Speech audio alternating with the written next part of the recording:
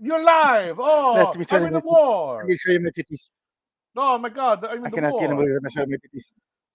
Is that Penelope Cruz or the black lady from Time to Kill? The black lady from Time to Kill didn't speak English, The so Zimbabwe girl. except only one word she knew: accident. How to get burned? How to get burned? How to get burned? It's like he trained her to say accident, and then he just kills her. I swear that's what happened in that movie. She cleared my conscience. Oh, I felt so good about myself after she died. When she died and I wasn't sick, so it's okay. She's dead on my fault, but whatever. Now I'm gonna leave. All right, I'm fine. I'm perfectly fine with this. We'll do the quick theme one. I don't feel like doing the purge one. I'm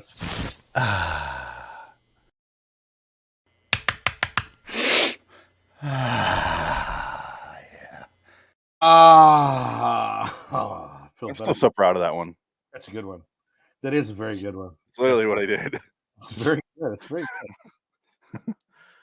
That's using your brain, just like Captain Corelli Mandolin. He used his mind and his heart to win over Penelope Cruz. In the other movie, he just raped a girl. Spoiler alert. In the other movie, he didn't give a shit. He just took whatever he wanted to. He raped her, and then she fell in love with him. I love you. Yeah, you do. I know you do. But you're gonna die. You got plague? Oh no! See, I set out how that Time to Kill was like Vampire's Kiss. Yeah, now he thinks she has the plague.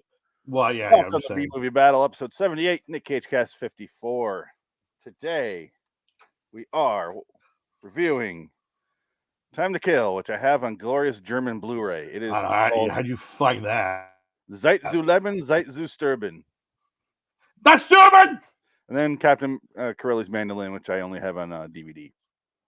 Captain Corelli's Mandolin, eh? I'm going to only spend like $5 if it's on Blu-ray. Other than that, I'm just going to have the DVD for a while. It's got to be $2.99 at that store. It's got to be. That's and I finally get to show off Blu-ray at this Cage. Pickle Cage. Pickless Cage. That went into that Zimbabwe. That Pickle Cage went into Zimbabwe girl without her asking. So creepy. I'm gonna show you my pickle. All right, so it's Time to Kill from '89 versus Captain Corelli's Mandolin. You'll notice there's a reason I put these two movies together. I was shocked when I found out. I was like, how the fuck are these connected? I have not seen. This is my first time watching Time to Kill. It's my first time watching Zeit zu Leben, Zeit zu sterben. Yeah, I've never seen it, never heard of it. I was like, is this the Sam Jackson movie? Both movies are free on YouTube. I watched them both on YouTube. Oh, I wish you would have told me that. I would have done that. I didn't know till today. Oh, well, there you go. Well, the version of Time to Kill that you have is the YouTube version. I pulled it from YouTube. So it's the same thing. Right. But yeah, I stumbled upon this because I was trying to watch it at work. Because I've seen this movie like 1.5 times, so now 2.5 times. Right. And I'm going to say, yeah. Camp Curly's not a bad movie. I'm going to say I was not expecting what I saw in that movie at all. I was not expecting what I got.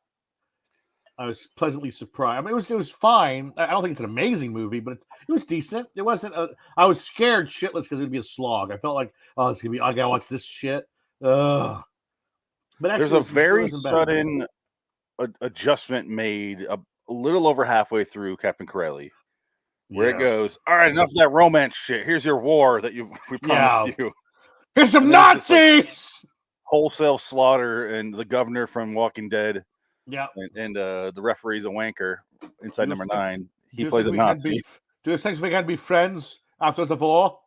Yeah. We turned in our weapons. So let's begin with Time to Kill from '89. Wow, you're gonna go okay, fine, chronological order. Yeah, because I'm just going because it's Time to Kill versus Captain Corelli. All right. Do you want to? We can start with Captain Corelli if you want. No, Time to Kill. So I want to get Time to Kill out of the way as soon as possible because I hate this movie. I just, oh God, this movie was fucking atrociously annoying to get through. I just was like, oh God, what is this? I think we should save it for last. Oh, really? You liked it that much, huh? Did I say that? I said I want to save it for last. No, I want to get Captain Corelli out of the way, and since you brought it up, okay, and we're already discussing it. All right, that's fine. You have John Hurt playing a Greek guy who's English. You have Penelope Cruz who's Spanish playing Greek. You have Italian. You have Christian Bale's British playing a Greek, I guess. And then you have American playing an Italian. American playing Italian. At least he goes with the accent here. Yeah, he went full on with the accent here. Oh, he does. And it's not bad. It's not a bad accent. He kept it. It's not terrible. He kept it low key, where he had a couple lines there where he either A went American or B went full on Super Mario Brothers. Right. Yeah. There are moments like, bonita, beauty. Oh, my testicles hurt because you're so fucking beautiful. Yeah, especially when they're partying on the beach. It's like, we're an Italian. We like to fuck. Like it seems like those were the first days of the shooting, so it's like I think he's getting out of the system and he's trying to find that balance of how to play that character. Maybe the director wanted to get the titties out of the way because he's like, I need something to make me want to do this movie. So let's get some titties on screen first. I love Greek titties who look Italian. I don't even know what the fuck they were. They weren't Italian. They weren't Greek. Nobody is nothing in this movie. It's on it's supposed to be Greece. Right. Yeah. And it's during World War II, kind of the falling days of Italy during World War II. It tells that story. But they're in Greece. The Italian fascist dictator Mussolini, he fell. He gave up.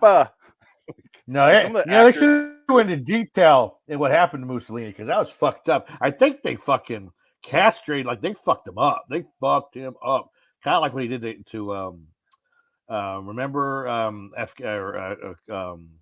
the Middle East or the African dictator. What was his name? Gaddafi.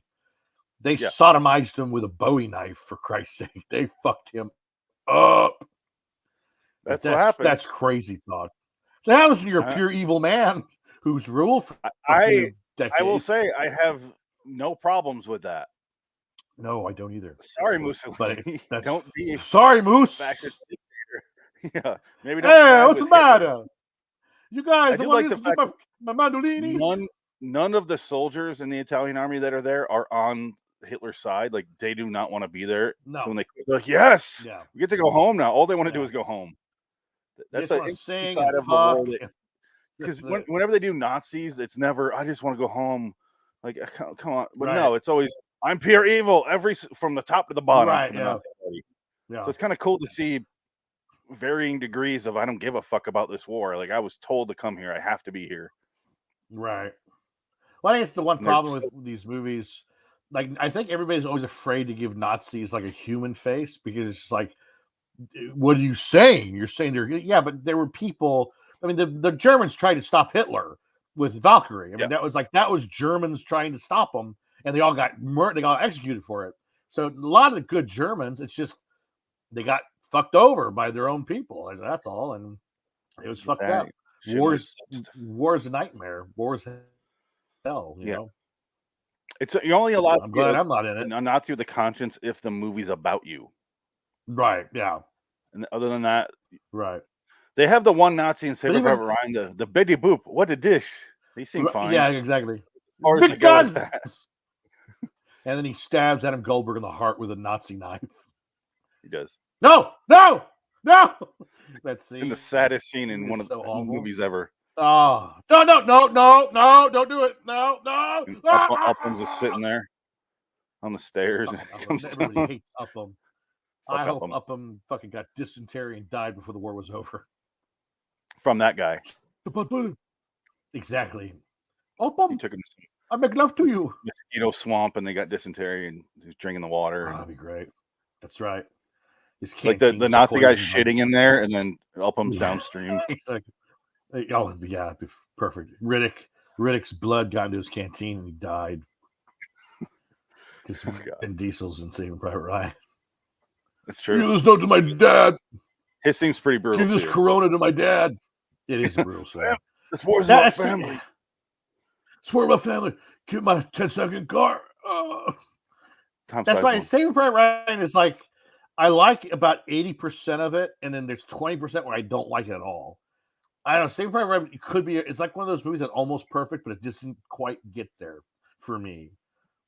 I don't know why. It's just there's something about it. It's just not as good as. I think it's the Ted Danson part kills it for me, because that takes me out of the movie. When they go Ted in Danson after the wall shows gets knocked down.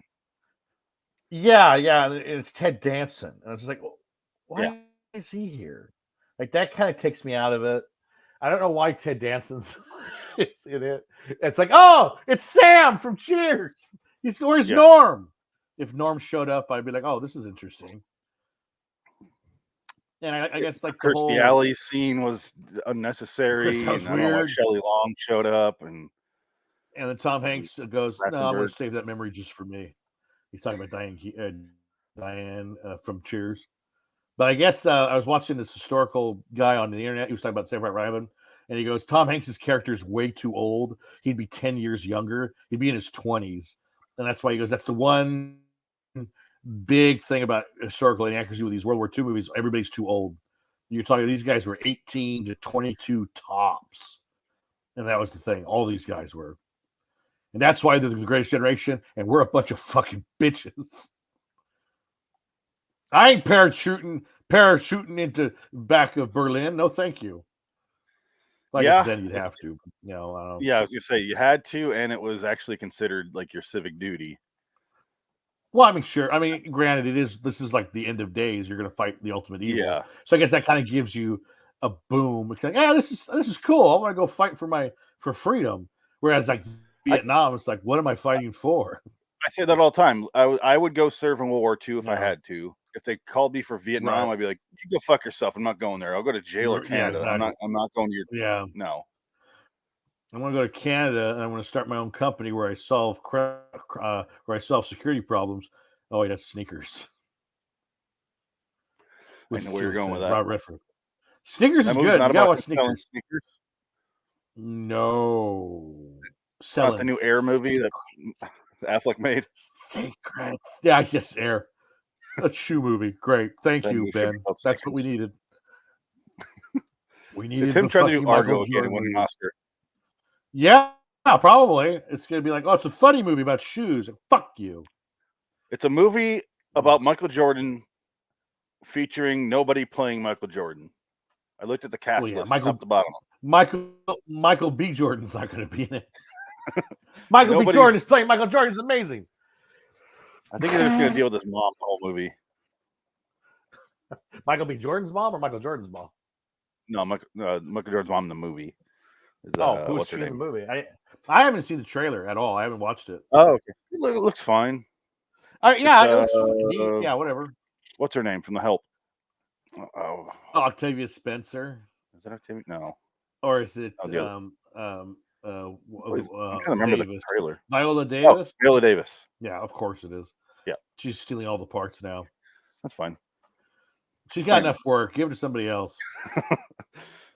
Michael B. Jordan could play his own mom. Michael B. Jordan could do it. Just like Tyler Perry. Oh, let's talk about Captain Corelli's Mandolin. I have a question for you. Why is it called this?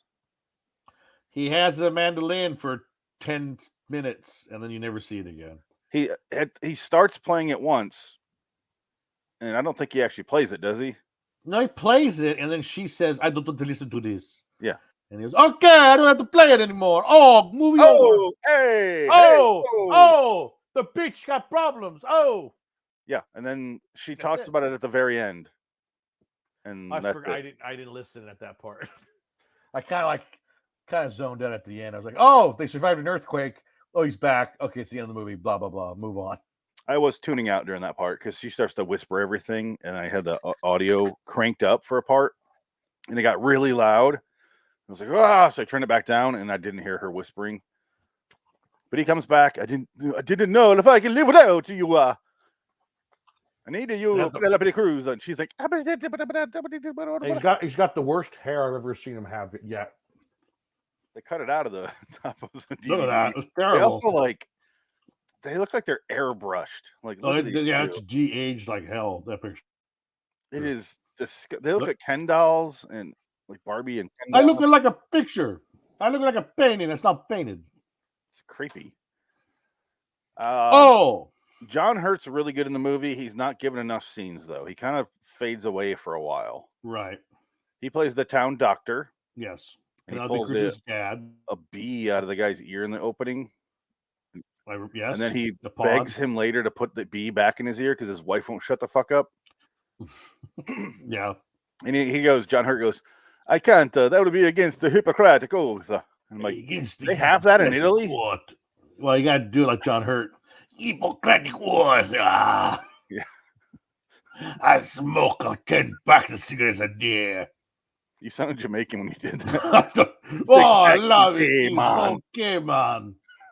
We're on an island. Why not? Oh, I shot the sheriff, but I did not kill Captain Mandolin. Somebody should have. Oh, they should have. Well, actually, they kind of do, but the big guy saves his life. It's true. That I was not expecting. Like you said, this movie goes a direction for about 90 minutes. Yeah. And then it just pivots. It turns into a full-on, like, World War II battle movie. And you're like, what the fuck? And, like, the war is coming to an end. Like, the war is almost over. Well, the war for Italy at that point is over. Right, yeah. The whole thing is over, then giving up the guns to the Nazis. And they're like, we will at the deadline. Yeah. And they keep making them give them their guns the day early. Right. And then they lie and they say, "Oh, the governor, the Nazi general wants you to do it." And then the Nazi general goes, "I never told anybody to give up their guns." Yeah. Well, he doesn't talk like that. I got their accent wrong. I never told anybody. I don't know what you're talking about. I'm a German. I'm a Nazi. I'm Hitler. Oh man, the Hitler pizza. I hate it. Here comes the Nazis. Hello, we're the Nazis. Hello. Just do wrong accents for everything. I'm German. Hi, I'm German. How are you? I'm a Nazi. I love when Nick Cage and the governor are talking, and he's like, "We're not so different, United." And he goes, "Yeah, except the fact that you think that there's a superior race." Right. Yeah. He goes, "Oh, you look at the record, and time's going to prove it." They have like a joke back and forth. He's not wrong. Look at Michael Jordan. There is a master race. Michael Jordan. Right, yeah. Michael Jordan kind of proves that theory.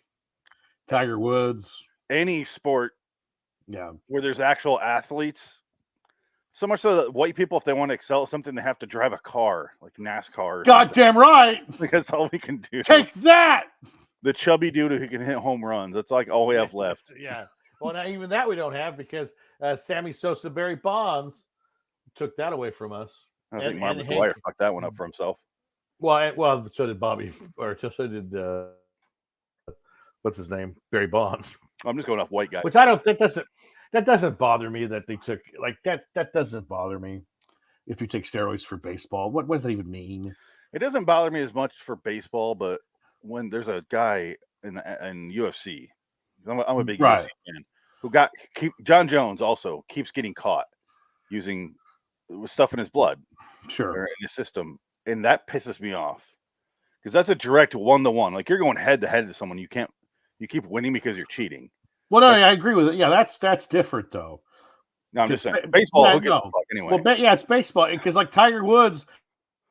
He had eye corrective surgery. Isn't that cheating? Because in golf, you have to see far away, makes him see better. So wouldn't that be enhancing drug or an enhancement over others? Not an illegal, not a banned substance, though.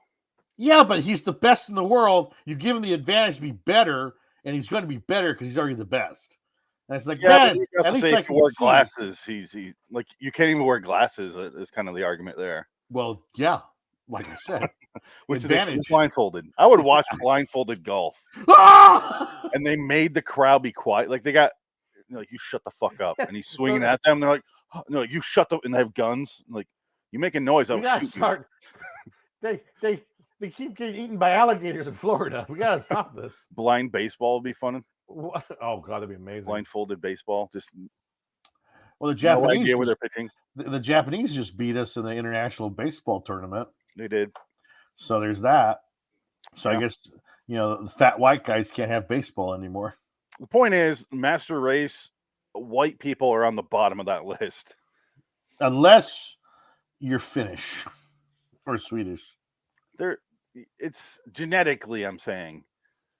There's some Eastern European city though, where somebody said like everybody's model beautiful, like everybody in that city is like perfect genetics. There's all the women are 6'4", the men are 6'8", and they're all like chiseled and they're beautiful. Is that where Remco lives? Just like maybe no, it's more that's Holland, and he's not that pretty. These people are like beautiful. He's okay. Remco's a good-looking guy, but he's not a model. He's like statuesque. No, I mean like model, like beyond human capacity of beauty. Like these are the Greek gods that stepped on the planet, stepped down from Mount Olympus beauty. And I visually, guess, you're just like, welcome to Brad Pitt in Margot Robbie Island. But that's where I want to go, because a guy like me would be like the best thing ever, because it's like, we've never seen something like you. What is this on your back? Hair? Wow. That's so hot. Yeah, I know, isn't it? Do you take tolls from the bridges? Shut up. You want to shave my back? You can. Oh shit. Oh. You're going for the like, because you hear from Brad Williams, the comedian, that he gets a lot of hot ladies because they're just curious to fuck a midget. They just want to know and say they've done it. So he's like, yeah, I'll be that guy. That's true. It's absolutely. That's why, like, because if you grow up around beauty, you have like a schlub guy go to a beautiful island. You think they're like, hey, this guy's different. Let's go find out what his story is. Let's go suck that fat dick. Exactly. I do want to point out the back of the box here and how how objectifying it must be for Penelope Cruz if she ever reads this. Oh, let's hear this. Academy Award winner Nicolas Cage, The Family Man, and sexy Penelope Cruz, Vanilla Sky, electrified the screen in this romance from the director of Shakespeare in Love. Okay, so Cage stars as Captain Antonio Corelli, an Italian officer whose company of soldiers is sent to Kefalonia, a beautiful Greek island untouched by war. Kefalonia is enchanted by Kefalonia and its people, especially Pelagia Cruz, the gorgeous, proud daughter of the island's doctor, John Hurt. She's so fucking hot. She got nice nipples and a fine ass. She shows her perfectly shaved puss. Penelope Cruz, who shows her tits in this, they would sell more copies. Did she? Way. I didn't notice that. She did. I miss that? When was that? There's a love scene. Was there? Right before Christian Bale's turn in the Che Guevara. Yeah, okay. When he does his French Renaissance, or that's when I was zoning out. Cuban Renaissance, or whatever Renaissance you want to point to, where they have that same look of grizzled. Yeah. Oh yeah. Living on the lam. The best actor out of this whole movie, John Hurt and Christian Bale, hands down. I think. Oh, obviously. I think Bale was so good. Bale's so fucking good. Good in this movie. He is. He has. He's got that scene where he's like, I think I was pretending to love you. It's like, oh my God. He says right off the bat, he goes, she walks in there, and then because he lives with his mom, and he came back from the war and all fucked up. Yeah. And they didn't write Penelope Cruz the whole time. Because he couldn't. He didn't know how. Yeah. And she gets there to go break up with him, essentially. Right. Well, it's actually after that. And he goes, I don't love you. I never did. This is at the end. This is like toward the last 30 minutes of the movie. Sorry, I was trying to remember because he just, and then that's the thing, he just walks away. Like he walks into the city at night and you never see him again in the movie. He's gone. Like he lost it. When he went to the war, he lost everything. He's done. Yeah. And I think it has a lot to do with that where they hung that poor woman. They hung that poor woman. When she wasn't really stooping the governor, but they thought she was, and then they hung her, because that's what they did. Actually, they did that a lot in those countries. If women laid with the Germans, they fucking executed them because they called them whores. And they shaved their head and hung them for which totally makes sad sense. Deal. Yeah, fuck. You're trying to survive. You have the only weapon you have, your pussy, and they kill you for it. It's just unbelievable. It's like they're going to kill you if you don't use it. They're going to kill you if you use it. It's just they might as well just show up and kill all the women. That's from The Sopranos, by the way. I didn't pull that out of my ass to be like dirty. It's the best line. David Strathairn says that to Carmine or Carmela, where he goes, "You used the only weapon you knew that you had, your pussy." Like, oh my god! And she goes, "What?" He was the teacher. She doesn't understand. Like, he was a teacher. Yeah, he was AJ's teacher, and she has an affair with him for about a season, if that. Yeah, I remember that. I like how upset Tony gets. It's like, dude, you fuck a different lady like every other day. Yeah, every day. Well, that's the thing. That's why it's like it's ridiculous. Yeah, it's out of control. His just misogyny is amazing. What do they have that I don't have, Tony? You want me to care about a whore that fucks you? Oh yeah, that's my what dreams may come, girl. She's talking about my Edie Falco, my Edie Falco impression. I was in Avatar too. Was she? I thought it already came out and bombed. Oh yeah, you told me about her. Yes, she said that. Well, you recorded that 4 years ago. Yeah, well, yeah. How's she gonna know? I don't think she keeps up with like the modern movies. I mean, I'm getting to that point. I don't care anymore. Like, I'm looking to see what's coming out. I don't fucking care. I don't care anymore. I don't. Renfield or Renfield. Oh my god, that looks worse and worse every time I see it. I can't wait for it. There's a new trailer, I guess, that came out for it. I've seen a couple trailers for it already. It looks terrible. It's so bad. It looks so Nick ridiculous. I do like Nick Holt. Yeah, I think we're gonna be in good hands because he's in it. Okay. Cage is schlocking it up as Dracula. That's the best part. That's why you want to see it. I think it's gonna be fine. Are you gonna go see Evil Dead? I hear it has like perfect ratings on Rotten Tomatoes, and they weren't even gonna like release it. They're gonna go streaming with it, but then their test screenings are so good that they're like, all right, we got to release this. Okay. So yeah, I saw the first one in the theaters. Yeah, I did too. I've seen most. Fine. Yeah, it was fine. It was way better than I expected. Right, and this one, it's pretty disturbing when the mother, your mother's with the maggots. Yeah, she's cool. It's a really cool movie. Yeah, it'll probably be good, but I'm just like, I don't like seeing horror movies in theater though because they're too loud. I think you got to sit further back, but yeah, my biggest peeve is that they like jump shit, and I'm just like, God damn it! Yeah. Like, it's coming. It doesn't scare me, but it's like the anticipation bothers me. It works better in the theater because if you're sitting a little closer, you're like, and there's noise over there, then you see it. Because on TV, you're just like, I see it. It's coming right there. Right, yeah. Like, so it ruins the catching off guard part. That's why they have to do and then pops in the screen now. Yeah. Anyway, Captain Corelli. Who? It is a good movie. It is unfocused in a good way, if that makes sense. I like the fact that it has a very, very abrupt shift to a war movie. Yeah, it's interesting. Yeah. Because it is like full on, like they mow down all these soldiers at one point. Well, yeah, it shows you how bad the Nazis were. They just betray their own people, and they basically all their allies. They basically say, "Well, you raised your arms against us. We're not going to send you to prison. We're just going to kill you right here." They just mow them down. Cage calls him out on it, and he's like, "Just like you did at whatever, wherever." Right. He goes, "Hey, they got to go home." I think the implication was they went to prison for years and years, and then got home. But who can't trust the Nazi?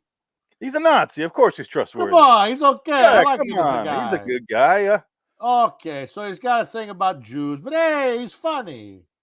I really want to know what the title means, though. What that means to whoever came up with the title.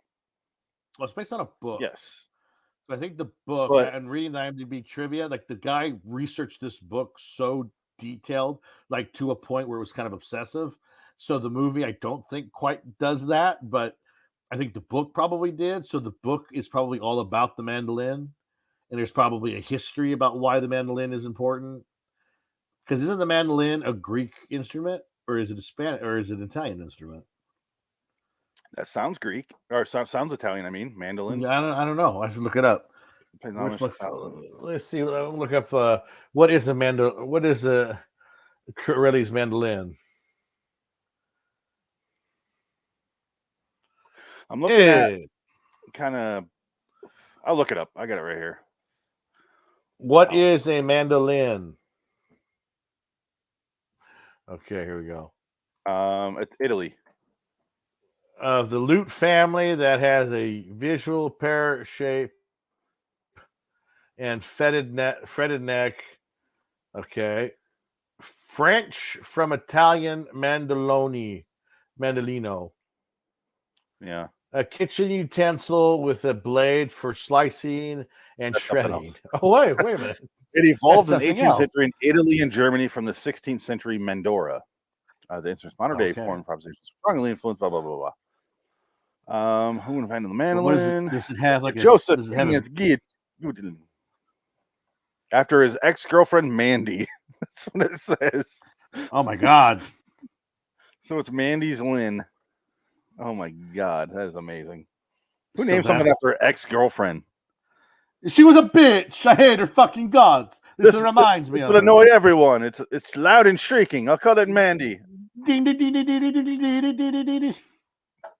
Okay, so I was saying, I love the abrupt shift to complete war movie and just brutal slaughter, and the people in the town and even the Nazi himself, the governor, having to deal with the carnage that kind of came out of left field even for him.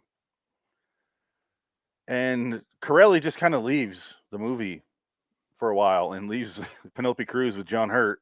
And then there's the earthquake scene.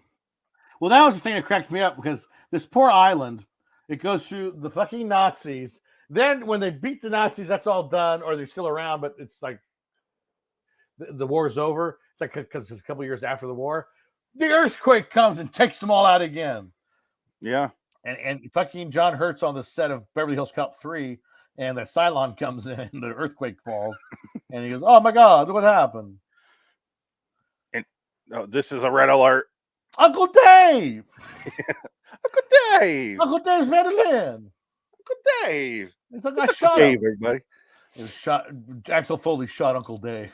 A movie so good, I watched it a couple days after we reviewed it. Why not? Well, it's on what? You said it was on VH1? Yeah, it was on VH1. You stumbled upon it. It's what? Severely edited down. Oh, yeah. When in the beginning, because I watched the chop shop scene in the very beginning, and they swear a bunch there, and Eddie Murphy especially to all those guys. It's just so censored. I love TV censorship where they replace the words. It's the best. I can watch any movie if it's on like TNT, as long as they replace the words with something, because that's the best. You like when they just mute it out? I don't like when it's muted out or beep. Like, that's I appreciate the mute more, but yeah, it is fun to listen to them. I love Son of a Cabbage Farmer. I love right. It's the best.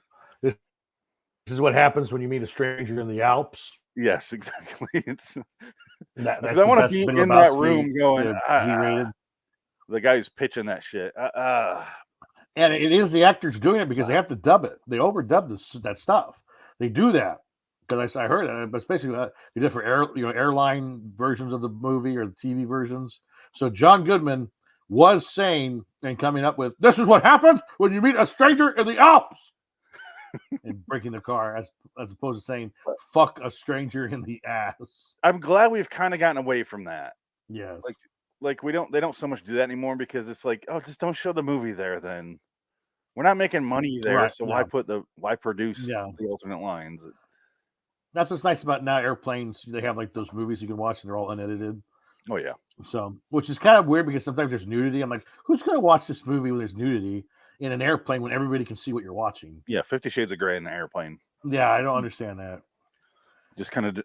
Why do they have Star Trek XXX on the plane? All right. Oh! You wanted me to. You put it here. You put it there. What was I supposed to do? You guys are fucking entrapment. I want to sue you for entrapment. The bathroom has been occupied for hours. Little boy was in there. Got to release something. The little boy that was sitting next to me went to the bathroom for hours because he was afraid of me as I whacked off the porno on the plane. Okay, so what? So what? Was that? Well, the crime? Actually, yes. I just finished. I'm done. Oh yeah. You can't smoke on planes anymore, sir. Shit. Oh damn it! This place is a fucking prison. What did I just watch a couple days ago where they said the smoking room or smoking rows are the back 6 rows of the airplane? Like, oh yeah. Oh wow. Were you watching MST3K's airport? No. The airplane 77 or whatever. What the shit was I watching? Back in the good old days when everybody smoked and it was like went to the moon. A 70s movie. God damn it! Was it Airplane? No, it wasn't. It wasn't a comedy. Was it French Connection 2? Man, I did rewatch all the Inside Number 9s though. I've officially watched them all twice. Oh, so are they on Amazon? Because I told you. Which one? She didn't give a shit about the ending of really? The Devil of Christmas, because she wasn't watching the whole thing. Oh, okay. She was kind of tuning. I don't get it. So what? So what? But I was like, you're sick. You're sick. You're a sick woman. It doesn't affect you. You're sick. Great. Oh man, I love that ending. It is perfect. So yeah, I think that should segue into Time to Kill. Yeah, I would say I would give Curly's Mandolin probably a solid 7. I'm gonna give it a 6 for now. Okay, it surprised me. The first time I watched it, I gave it a 4. Okay. Now I watched it without any expectations, which is I always recommend watching something twice. Right. Because the first time you're waiting for this. Oh, it's not. And I was like, oh, come on, movie. Right. The second time I really did enjoy most of it. Right. There is some lagging in the beginning. Mm-hmm. There is some pacing issues mostly in the first hour. Right. But goddamn, that second half, even before the war starts, like parts of the second half, I really did enjoy them. Yeah. And it holds no punches. The movie goes nowhere, and I didn't really care about the romance at all. Oh God, no, they have zero chemistry. No, they have they share 3 scenes together. Yeah, there's nothing there that's like, oh my God, it's not like Emma Stone and Ryan Gosling. Now that's chemistry. These guys had none of that. Emma Stone and Ryan Gosling. Yes. A little movie talking about La La Land. I thought you were talking about Gangster Squad. I'm sorry. No, that was just abusing their relationship. That was both of them. That was terrible. That was a bad movie. That movie should have been awesome and was so fucking dumb. Crazy Stupid Love is the best Emma Watson Ryan Gosling pair. That was good. That was good. A third movie together. Oh yeah, that's the one with Steve Carell. Yeah, that was actually pretty good. You ever see that one? No, it looked all right. It's good. It's good. It's actually not bad. It's there's some surprisingly funny. Gosling is surprisingly hilarious in that movie. He does a real good job being and he's a good guy. Hilarious and yeah, it's fun. It's a decent movie. Talking about his movies, The Good Guys. Yeah. That's a great movie too. Which I've also not seen. Oh, Good Guys. This is great. Great movie. That movie I want to watch though. I just haven't. The scene. You said the Lord's name in vain.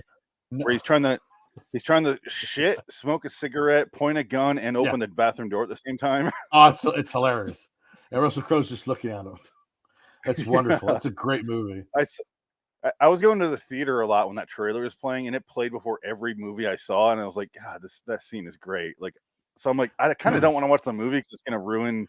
Like, I want to think of that movie as that scene alone now, but I should watch it if you say it's good. It's good. It's one of it's Shane Black's last great movie. He hasn't really recovered from Predator.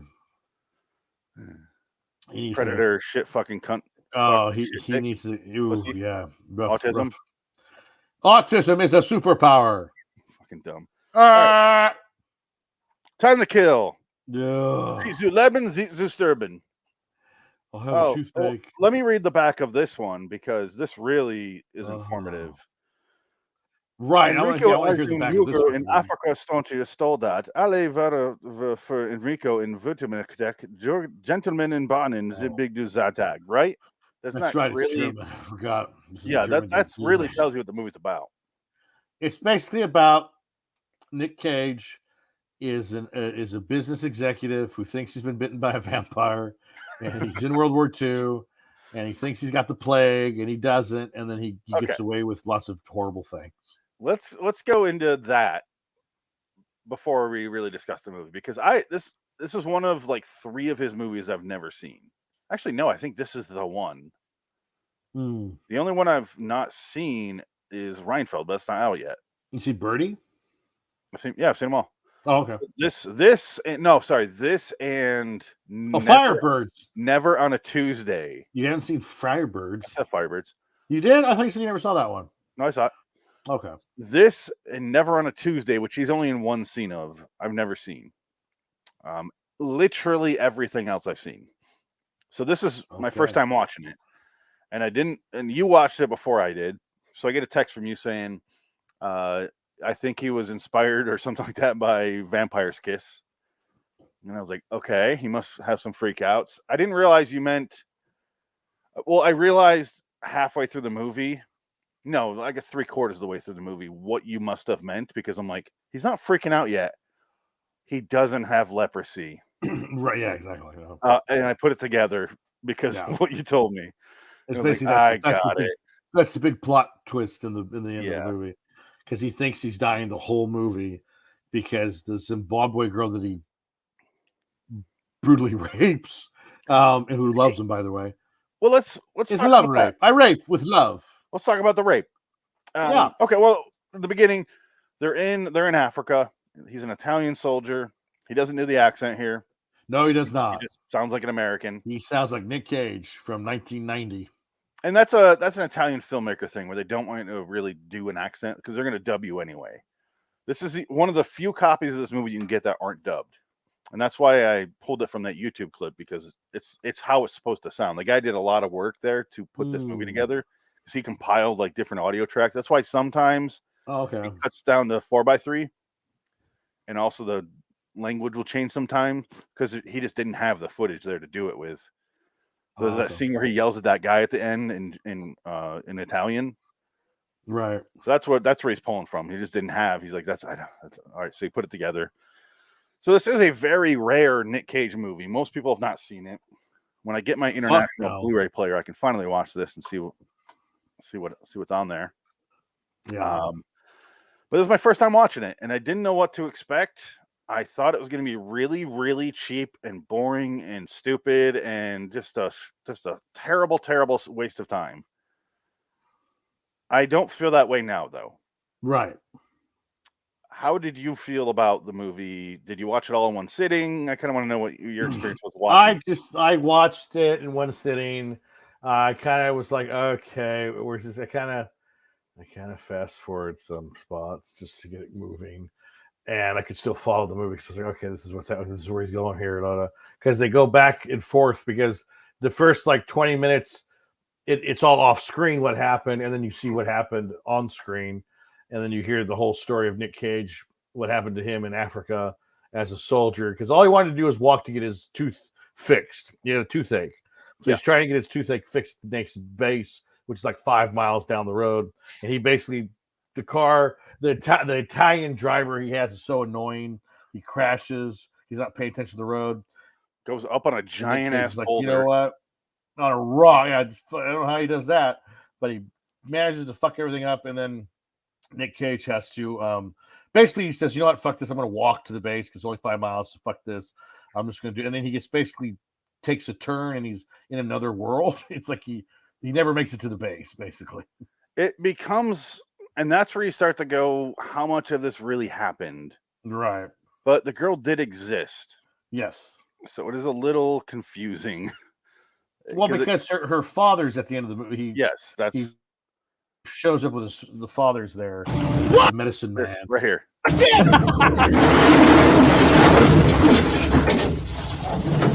Look at that. That's pretty hard to do. That's almost impressive to go up on a boulder that size. He's so stupid, you stupid wop. God. But Italy and their filmmaking is, what kind of special effect you're going to drive that big old truck on that big old rock. Yeah. What special effect? You're going to drive rock is there, so you drive over it. Okay, all right, azione. All right. Italy doesn't give a fuck. No, it's okay. I should mention before we get back to the plot, I don't like Italian movies. Their B movies are fucking terrible. I have no issue. But then again, Leone was Italian, wasn't he? Yeah. Leone isn't. Well, I was going to get to that. He is the exception. He is a master filmmaker, one of the best. The rest of his country, I did a video for Hell of the Living Dead, an Italian movie. Fulci zombie movies, they're like all rip-offs of American movies. All those. It's always, you watch these people, and then your main characters are doing this, and they're wandering, and then they run into someone else, And then the movie's like, all right, fuck that first group. And then you follow these people and they meet someone. And then you're just like, I always do like with the cameraman, just wait, them? Where am I going? Them now? I don't know who these people are. They picture an American filmmaker in Italy. Why? They're okay, whatever. Film them. No, we go there now. Oh, a bird. All right. Anyway, oh shit, they're gone. I guess it's about them now, and it's so unfocused. Get that shot of the statue. So that's why I was so reluctant to watch this movie, because the history of lower budget Italian movies did not sit well. Don't ever watch Demons. If you're going to watch Demons, I prefer the sequel, Demons 2, in the high rise, where it makes no fucking sense. You watch that, you're just like, oh my God, this is ridiculous. I'm up for it if it makes no sense. Oh, it makes zero sense. We should watch that, actually. Maybe I'll come down and watch that movie next. It's on Shudder. It's horrible. I agree. I don't like Italian horror movies at all. I've seen a bunch. They're not great. I don't understand the following. Do you know what I mean? They're severely unfocused, though. Oh, fuck yes. All right. So, but that's most B movies that I've watched. So I put this on and I'm like, oh God, here we go. And he's got a toothache, and you get, I starting to get the feeling he's got a toothache. He wanders, and then it cuts to him later. Where have you been? Oh, nowhere. Don't worry about it. And I was like, God damn it, here we go again. And then he tells the story, and I'm like, holy shit, they're focusing. Right. That was all a setup for that's the framework of the actual movie. Sure. And he tells the story. And like you said, he shows up in a different world. He goes to the land of the lost and meets this girl. Pretty much. Didn't you think the guy who told him about the river and the lake and how to get back to camp, didn't you think there's going to be more of a sub story there? Yeah, but at that point, I was like, oh God, all right, you know, this ain't going to go anywhere, is it? It kind of felt like, this movie's just going to go where it needs to go. I'm just going to follow. I'm not going to question this movie. And it did. It did go where it needed to go. And it took some turns. Do you want to continue the plot? No, you continue. Okay. He goes down. He's trying to find the lake, because the guy told him you follow the river, it goes to the lake. Right around that lake is the road back to the next camp. It's right there. It's way shorter than driving around or walking around. Save you like days of walking. So that's why he's going into this valley, and it's like this lush jungle. But everything else we've seen is like dirt. It looks like the desert. That's why he said he goes into a different world, because it really does feel like that. Well, I think, is it supposed to be a leper colony? Like that's where he's at?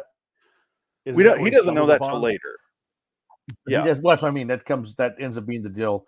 Like that sets up the rest of the movie. Over. Yeah, right. Yeah, it sets up the entire shift in focus for Cage, because at this point he just wants to get his tooth fixed. He's wandering around. He meets this girl. He's looking at her, and she's in the lake or in a river, kind of where a waterfall actually, just bathing. Right. And he's in typical Italian fashion, gets a little invasive, to say the least.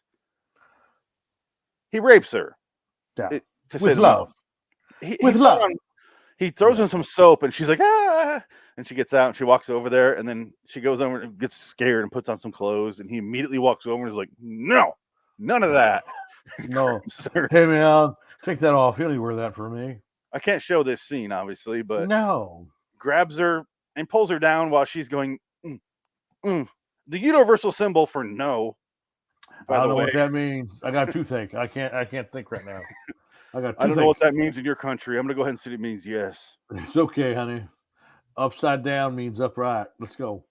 But then he rapes her, because she's saying no the whole time. They don't show the actual fucking, but thank God. No. Well, yeah. But then it cuts to like them afterwards, and she's grabbing his hand and holding it. And he's like, smoke a cigarette. All right, thank you. Some money? You want some money? You want a cigarette? No, I got this. What do you want some of this? And he gives her like a can of sardines, and she's like, oh, and he's like, oh, you're right. He throws it to the side. And then, oh man, I'm sorry. He's trying to like pay her for the sex that they had, but she won't let him go, because she's at this point fallen for his rapist dick. Oh, who wouldn't? It's Nick Cage in 1989. Yes, right before Firebirds. Post Peggy Sue, pre Firebirds. The plot of this movie kind of reminds me of like a this is going to sound bold to say it, but it kind of reminded me of a Kurosawa movie. That's bold.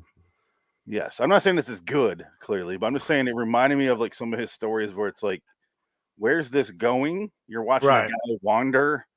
Right, yeah. And it ends up being like a good story, like a Kurosawa movie would. And how you feel about it might be different than me, but the story itself is fine.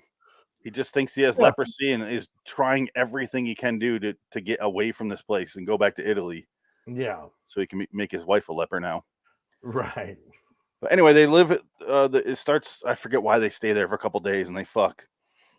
The whole time he's going, where's the lake? And he's trying to draw it and get her. And she goes, ah, and he draws an alligator and she goes, ah, chapatata. And he goes, yeah, where's the chapatata? And she goes, ah. And he's like, there's the fucking lake. And I'm like, it was 12 feet away this entire time. I didn't notice. I was too busy raping people. It's right there. He could have at one point during the rape been like, oh, hey, the lake. Alligators. I remember that. Yeah. He could have seen the lake from the rape. Is it called rape lake? Lake by the rape. That's the inn. That's the rule. That's the how you get to the lake. You got to rape. Hello, mythic adventurer. In order to find the lake, you must rape a woman. Would you like to find a 14-year-old black girl? Here we are. That's why we shouldn't play D&D, because that would be our storylines. Oh, it'd be awful. It'd be just disturbing. And in order to get the amulet, you must rape one of the players in the room. You must cut the head off of 11 from the show Stranger Things. Yes. That's fine. He tells us the story of he saw a hyena and he's shooting at it. Right. One of the bullets ricochets, hits her in the gut. He said she bled out and died overnight. Turns out in the flashback, he managed to get her to say accident before he's like, all right, thank you for clearing my conscience. All right, bye. And kills her and buries her in a bunch of rock. Right. And then he buries his watch in her, and he has to try to dig her up to get to the watch, and that's when he cuts himself, and he thinks, oh my God, I have plague because he cut himself, and the wound's not healing because he's in like the jungle and it's humid, and it won't heal because it's the humid jungle in Africa. And he's not treating it at all. Yeah, exactly. Yeah. He's wrapping it in like an ugly, dirty ass white cloth the whole movie. I do like that the reason he's like thinking he's a leper and freaking out so bad is because he feels so guilty about killing her. Well, that's what it is. Yeah. The movie doesn't beat you over the head with that message. Right. Yeah. You just get it. Like, because right when he realizes she's not sick, he clears his conscience and he goes, all right, I need to tell you about her, your daughter. He tells her, and the guy's like, and they go, ah! And it cuts to them fixing his house. They're all laughing with each other.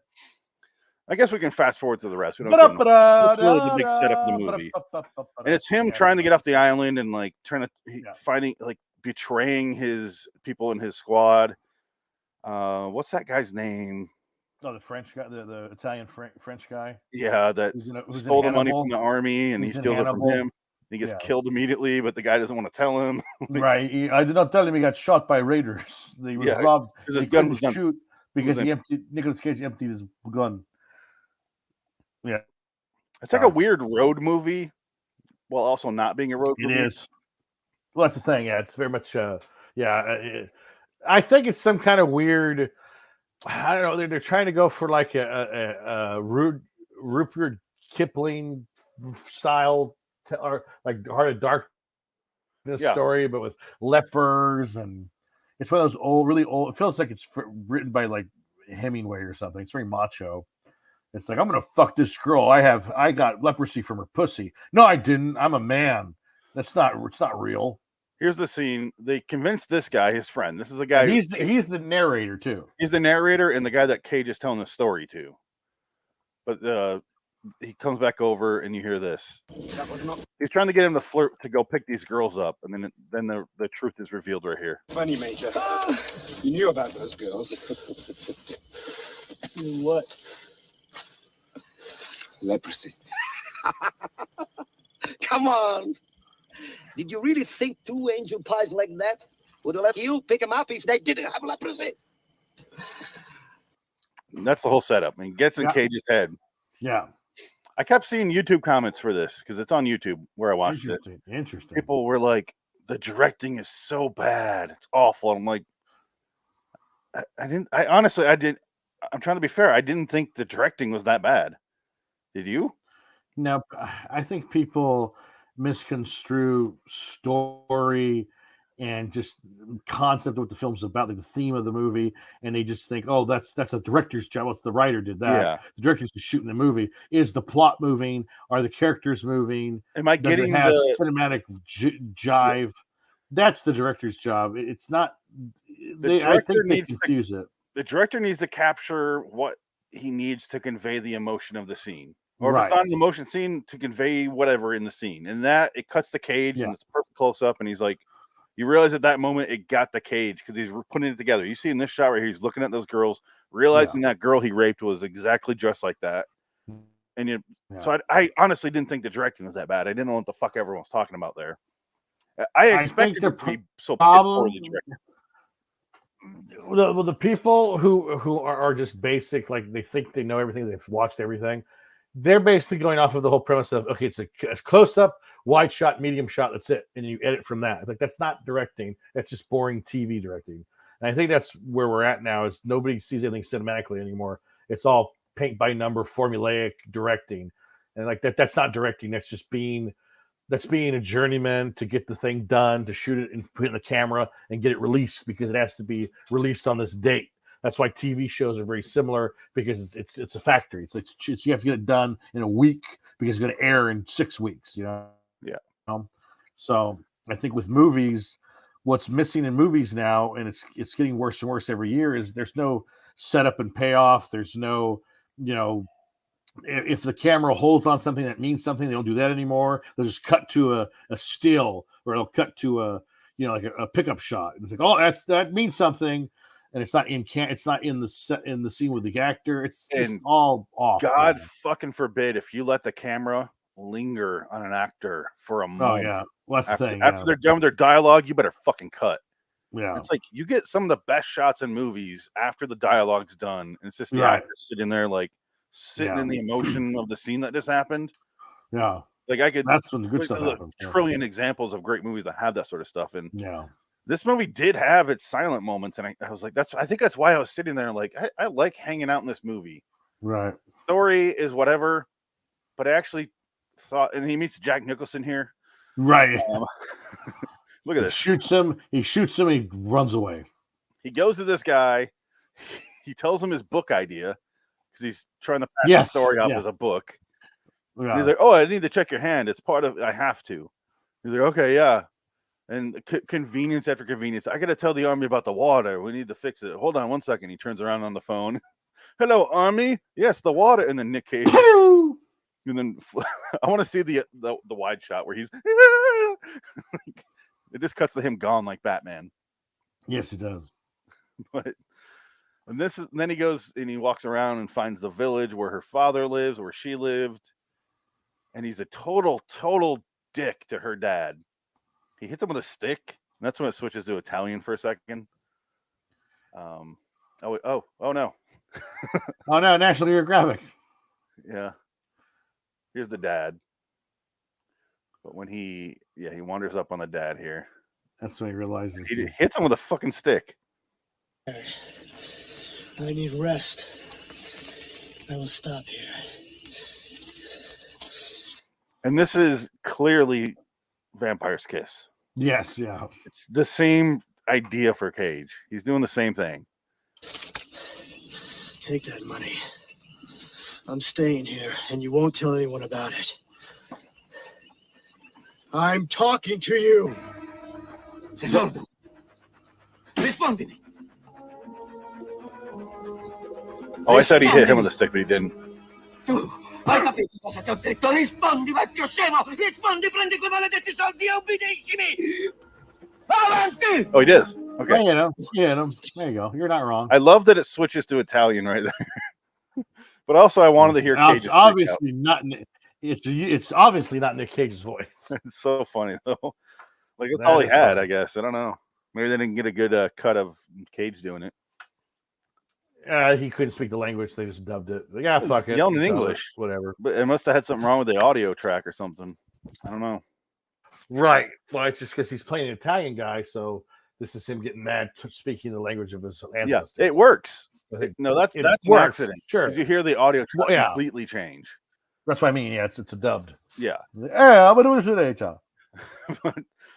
And he talks to the dad about his daughter, and he goes, "She must have lived here." And he goes, "Yes." He goes, "How long has she been sick?" He goes, "She wasn't sick. She was never sick. Hey." Oh shit! And Nick Cage just putting it together because he's already stolen the money from his friend, who's dead. Who's doesn't know he's dead, but he left him abandoned in the middle of nowhere after he asked for a ride because he missed the boat. He couldn't get on the boat without the guy he shot at's permission, so that's not going to happen.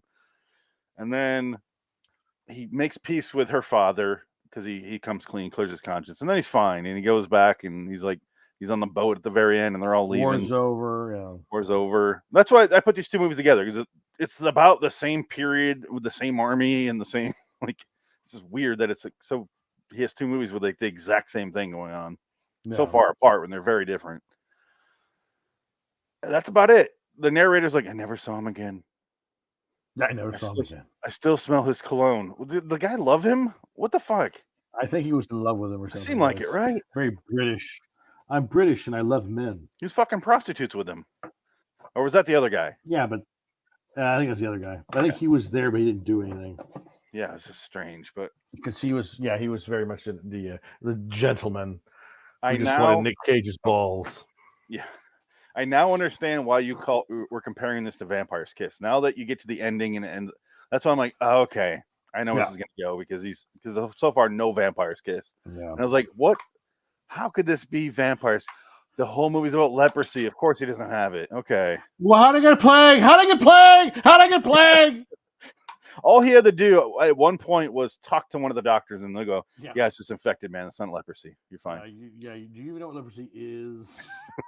Like it would doesn't look like that. It would spread your entire body, be bumps and bruises, and your dick would fall off. Like shit falls off when you got leprosy. Okay. Yeah, your fingernails would be. You'd be Jeff Goldblum the Fly. That's leprosy.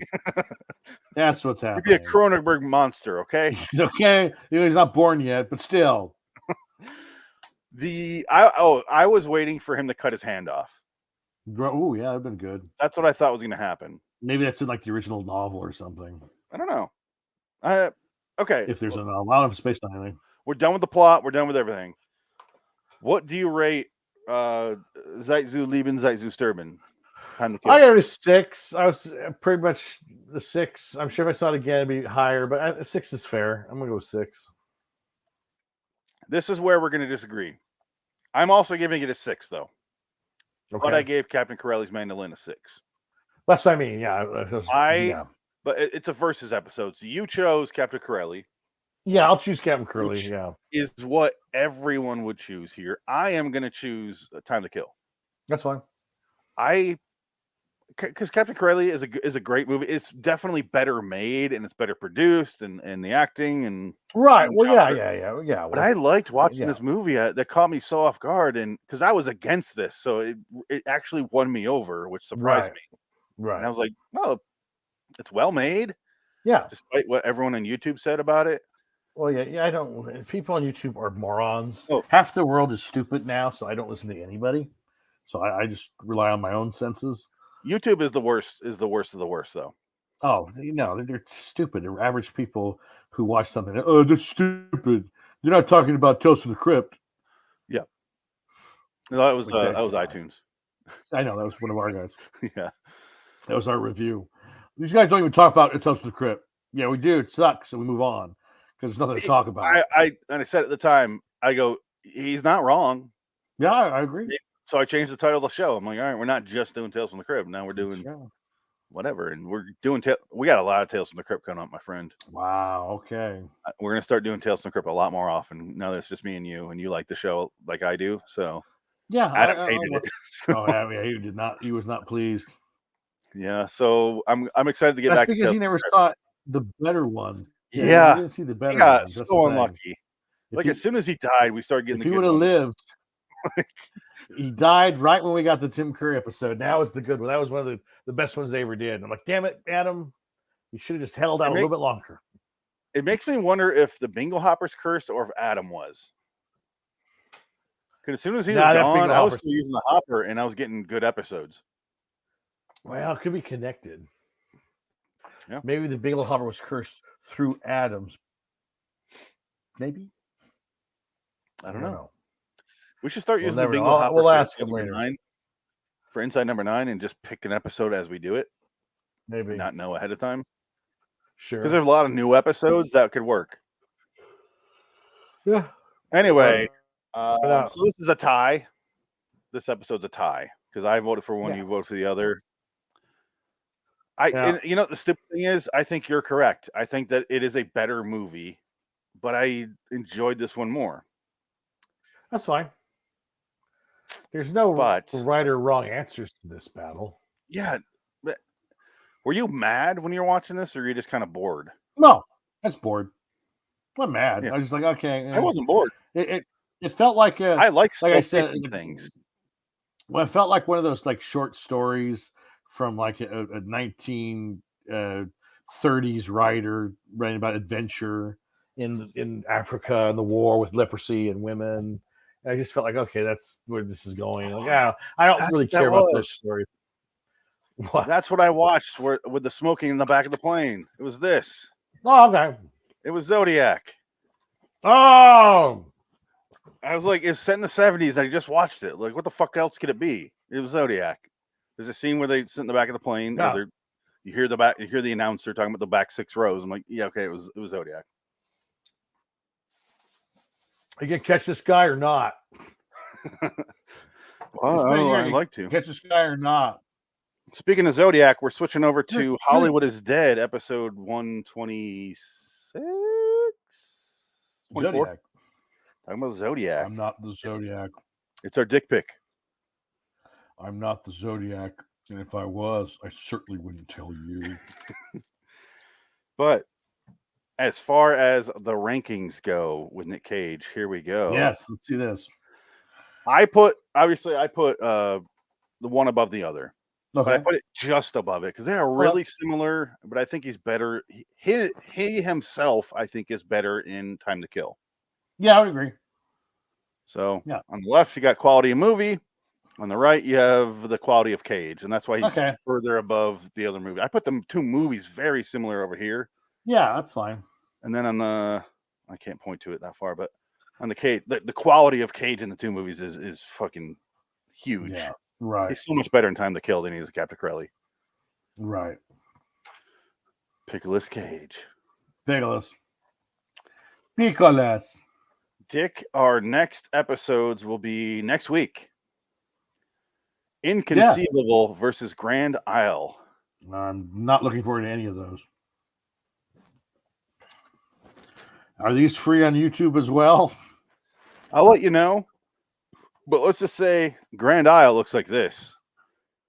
It's Kelsey Grammer. No. Who else is in Nick it? Cage. Oh no! It looks the back new. of the box looks like one of those Lifetime movies. Oh no! Look at that. This is God, Inconceivable, which literally looks and feels like a Lifetime movie.